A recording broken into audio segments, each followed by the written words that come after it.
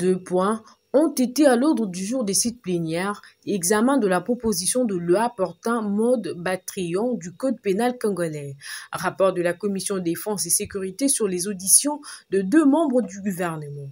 En ce qui concerne le premier point relatif à la proposition de loi modifiant et complétant les décrets du 30 janvier 1940 portant Code pénal congolais tel que modifié et complété à ce jour de l'honorable Percy Zapamba, la plénière l'a déclaré recevable et sera approfondie et enrichie à la commission mixte politique, administrative et judiciaire, ainsi que la commission sociale et culturelle.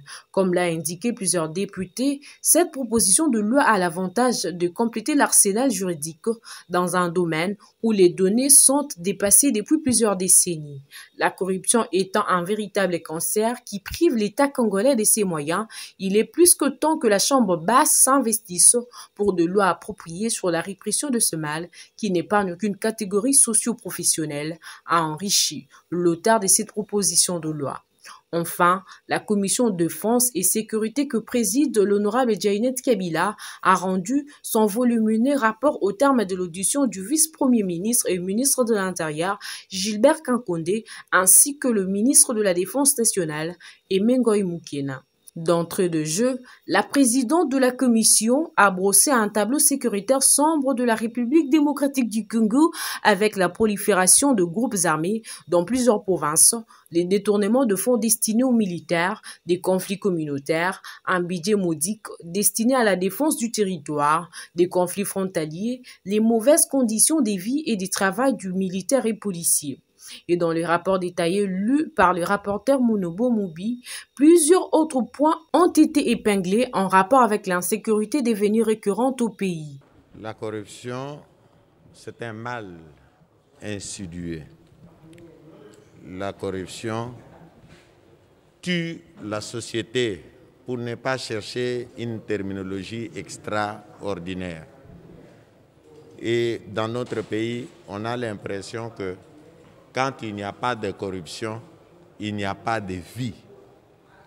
Et surtout, la grande corruption, celle menée par ceux qui nous dirigent. Et c'est là qu'il faut attaquer les mal. C'est pour cette simple raison que nous avons revisité les codes pénals qui datent de 1940 et où il y a des amendes aujourd'hui de 5 000 francs. C'est-à-dire les détourneurs, les corrupteurs et les corrompus qui savent que s'il est arrêté aujourd'hui, il va payer 5 000. Ça ne lui dit absolument rien. C'est pour cette raison que nous avons pensé d'abord renforcer les peines. Et nous avons également érigé en infraction tous les faits assimilés. Par exemple, tout agent de l'État ou toute autre personne qui offre, qui fait des dons ou qui reçoit, qui propose ou qui est dans la condition de proposer, l'infraction n'est pas encore commise. Mais du fait qu'il se retrouve là en train de faire et qu'on l'a appréhendé, il subit les peines prévues par la présente proposition de loi. Nous avons renforcé également les pénalités et les faits spécifiques, ce que pour l'instant, l'imprescriptibilité de l'action publique du fait de la corruption. Cela veut dire quoi, en d'autres termes? Que l'on va continuer à poursuivre le corrupteur et le corrompu jusqu'à la fin de sa vie. Celui qui a détourné aujourd'hui, qui s'enfuit dans un pays étranger et qu'on retrouve 30 ans après, donc on doit le juger sur ce qu'il a détourné il y a 30 ans, il y a 40 ans. Et d'ailleurs, si on peut aller sur le lit de mort, avant de partir, on les condamne. Et on va poursuivre les héritiers 10 ans après, avant d'arrêter les poursuites. Et donc nous avons voulu corser les peines. Nous avons voulu mettre tout le monde devant la loi. Et nous avons énuméré l'agent public de l'État. C'est qui? En commençant par le président de la République, les ministres, le député, les personnels politiques, tout le monde, nous avons énuméré. Parce que jusqu'à aujourd'hui, les magistrats avaient de la peine à dire qui est agent de l'État et qui ne l'est pas. Cette fois-ci, nous avons énuméré de manière exhaustive.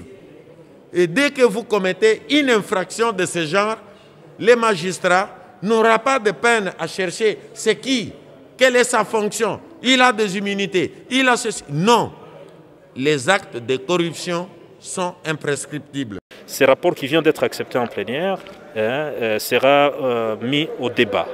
C'est que demain, il y aura des questions des honorables députés que les membres de la commission vont devoir répondre. L'idée, c'est quoi? L'idée, c'est qu'ensemble, nous trouvions des solutions aux problèmes sécuritaires. L'idée est qu'ensemble, nous identifions les acteurs et les causes de l'insécurité au pays. L'idée, c'est que nous aidions notre armée à améliorer ses prestations à travers l'accroissement des moyens, parce qu'il se pose souvent la question des moyens financiers, logistiques, tant pour l'armée que pour la police. Donc l'idée, c'est de collaborer pour la solution. C'est ça la démarche de la solution et de la commission. Et nous pensons que chacun a une part de responsabilité. Il y a évidemment la part du gouvernement comme gestionnaire au quotidien de la question sécuritaire, mais il y a aussi une part de contribution des députés, une part de contribution des leaders locaux, une part de contribution de la société civile, une part de contribution de partenaires. Nous pensons que c'est dans cette logique, dans cette démarche synergique, concertée, qu'on trouvera des solutions aux problèmes sécuritaires. Nous partons optimistes en croyant que c'est possible, il n'y a rien de fatalité, c'est possible de pacifier l'Est du pays, d'y restaurer l'autorité de l'État et d'amorcer le développement. Et nous pensons que cela est possible et nous allons y arriver. Et si chacun y met sa main à la pâte, comme on dit.